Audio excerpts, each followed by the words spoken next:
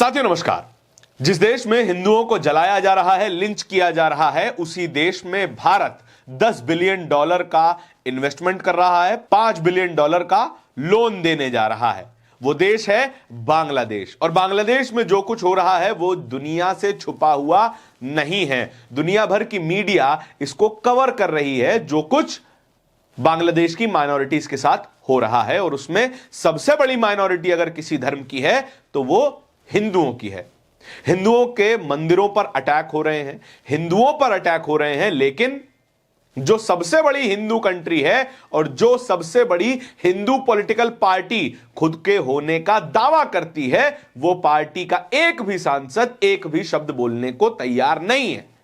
लेकिन जिन लोगों पर मुस्लिम परस्त होने का इल्जाम लगाया जाता है, जिन लोगों पर यह कहा जाता है कि ये केवल और केवल मुसलमानों के हक की बात करते हैं, केवल और केवल मुस्लिम तुष्टीकरण की राजनीति करते हैं, वो बांग्लादेश में चल रहे हिंदू मैसेकर का विरोध कर रहे हैं और कंडेम कर रहे हैं स्ट्रॉन्ग शब्दों में।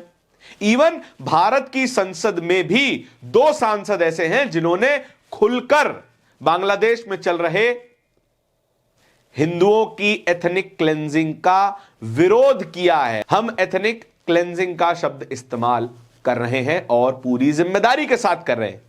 जो बांग्लादेश के दीपू चंद्रदास के साथ हुआ है वो एथनिक क्लेंजिंग का ही एक उदाहरण है। और ऐसी घटनाएं एक चेन रिएक्शन शुरू करती हैं। चेन रिएक्शन ऐसा जहां पर इसी तरीके की घटनाएं और भी होती रहेंगी। दीपू चंद्रदास के साथ जो हुआ है वो बताता है कि किस तरीके से बांग्लादेश में रैडिकल इस्लामिस्ट सरकार का वर्चस्व है और वहां की जनता भी, ज्यादातर जनता इस चीज को सपोर्ट कर रही है। जैसा वीडियो दीपू चंद्रदास की मौत का, हत्या का सामने आया है, वो बेहद डरावना है। एक भीड़ एक हिंदू व्यक्ति को पीट पीट कर मार डालती है, उसकी लाश को रस्सी से बांधकर सड़क पर घसीटा जाता है, एक पेड़ से टांगा जाता है और उसको आग लगा दी जाती है। अगर इससे ज्यादा विभत्स तस्वीर दुनिया में कहीं है तो जरूर दिखाइए, जरूर बताइए। लेकिन इसकी चर्चा ना होना, और खासकर उस देश में चर्चा ना होना जो कि सबसे बड़ी हिंदू पॉपुलेशन का घर है, ये एक डराने वाली स्थिति को दिखाता है। जो लोग कहते हैं कि हम हिंदुओं के हितों की रक्षा करते हैं, जो लोग कहते हैं कि दुनिया भर में अगर कहीं हिंदू हैं तो उसकी जगह भारत में हो सकती है, वो लोग भी आज शांत बैठ गए हैं। जाने क्यों? एक ऐसी कंट्री से डरे हुए हैं जिस कंट्री का साइज, जिस कंट्री की इकोनॉमी, जिस कंट्री की ताकत भारत के 10वें हिस्से जितनी भी नहीं है। और बांग्लादेश की स्थिति बिल्कुल ऐसी है।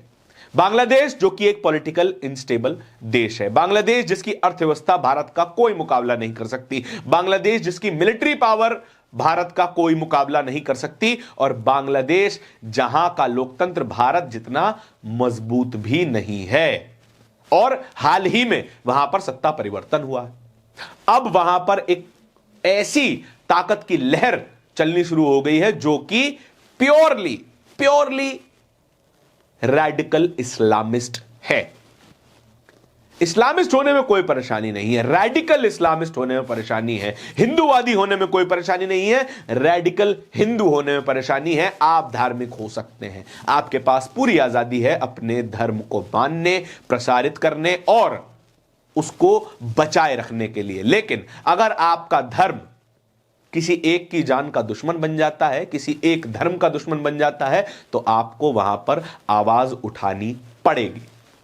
कम से कम उस जगह तो आवाज उठनी चाहिए जहां पर हिंदू सबसे ज्यादा संख्या में रहते हैं। करीब 80 करोड़ हिंदू एक देश में रहते हैं, जो देश भारत है। वहां पर कोई आवाज नहीं। एक भी भारतीय जनता पार्टी का सांसद यह बोलने को राजी नहीं है कि जो बांग्लादेश में हो रहा है उसके खिलाफ भारत को स्ट्रॉन्ग स्टेप्स लेने चाहिए, स्ट्रॉन्ग डिप्लोमेटिक स्टेप्स लेने चाहिए। लेकिन बोल कौन रहा है, उनकी बात भी कर लेते हैं। जिस पार्टी के ऊपर सबसे ज्यादा मुस्लिम तुष्टीकरण का इल्जाम लगता है, उसी पार्टी के नेता प्रियंका गांधी ने खुलकर संसद में कहा है कि जो बांग्लादेश में हो रहा है वो निंदनीय है और हमारी सरकार क्या कर रही है। सुनिए जरा प्रियंका गांधी ने क्या कहा है कि बांग्लादेश में जो अल्पसंख्यकों के साथ, जो हिंदुओं और ईसाइयों के साथ अत्याचार हो रहा है, उसके खिलाफ इस सरकार को आवाज उठानी चाहिए, बांग्लादेश की सरकार के साथ बातचीत करनी चाहिए और पूरा समर्थन देना चाहिए जिनको पीड़ा हो रही है उनके साथ। सुन लिया आपने, प्रियंका गांधी बोल रही हैं, सवाल पूछ रही हैं, लेकिन जवाब नहीं आ रहा है। दूसरी ओर असदुद्दीन ओवैसी, जिनके नाम पर कहा जाता है कि ये तो केवल मुसलमानों के नेता हैं, जिनके नाम पर कहा जाता है कि ये केवल और केवल मुस्लिम तुष्टीकरण की राजनीति करते हैं, उन्होंने संसद में खड़े होकर क्या कहा है, यह भी आप लोगों को सुनना चाहिए। And we have committed $10 billion to the development of Bangladesh. What steps is this government taking to ensure that the Hindus in Bangladesh are protected and temples are protected? And what steps is this government taking to stop this dumping of fabrics from Bangladesh, which is destroying the powerloom? सुना आपने, इन दोनों पर ही मुस्लिम तुष्टीकरण का इल्जाम लगता है। असदुद्दीन ओवैसी साफ तौर पर कह रहे हैं कि जिस देश में हिंदू सुरक्षित नहीं है, मंदिर सुरक्षित नहीं है, उसी देश को भारत $10 बिलियन की मदद कर रहा है। और अगर एक्सटेंडेड रिपोर्ट पढ़ें, रॉयटर में छपी खबर के अनुसार $10 बिलियन की मदद का वादा 2017 में किया गया, $5 बिलियन के लोन का वादा 2017 में किया गया, जिसमें से $500 मिलियन मिलिट्री डेवलपमेंट के लिए दिए गए हैं। भारत उनकी सेना को ताकतवर कर रहा है, भारत उनकी इकोनॉमी में मदद कर रहा है, लेकिन बदले में वो क्या दे रहे हैं? वो दे रहे हैं जो फैब्रिक बांग्लादेश में बनता है उसका कंप्लीट डंप हिंदुस्तान में किया जा रहा है। हिंदुस्तान में लगातार बांग्लादेश से इंपोर्ट हुए फैब्रिक को इस्तेमाल किया जा रहा है और हमारी पावरलूम, हैंडलूम इंडस्ट्री को बर्बाद किया जा रहा है, लेकिन भारत इस पर कोई जवाब नहीं दे रहा। ना हमारा विदेश मंत्रालय, ना हमारा विदेश मंत्री, अभी तक कोई बयान नहीं आया, अभी तक कोई स्ट्रॉन्ग कंडेमनेशन के वर्ड्स नहीं आए।